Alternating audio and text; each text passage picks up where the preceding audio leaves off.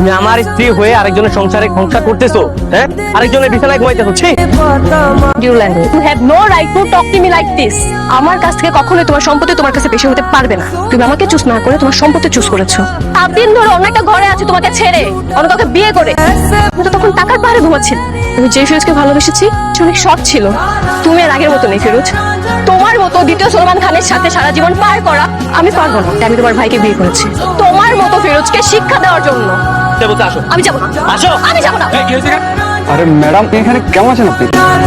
আরে এই লোকটাকে আপনি ওনাকে রাস্তার মধ্যে হাত ধরে টানাটানি করছেন কেন? আমার হাজবেন্ড। আপনি বিয়ে করলেন কবে? আপনি চেনেন নাকি? উনি হচ্ছে স্নেহা গ্রুপ অফ ইন্ডাস্ট্রির মালিক। একসময় উনি আমাকে অনেক উপকার করেছেন, তাই আমি ওনাকে কখনোই বলতে পারবো। আসতে পারেন। আচ্ছা ম্যাডাম, ভালো থাকবেন। তুমি কি বলবো? সেটা এখন আপনাকে বুঝতে হবে। বৃষ্টির আসল পরিচয় কি? আর চুপ করে আছে কেন, বলো। স্নেহা গ্রুপ অফ ইন্ডাস্ট্রির মালিক।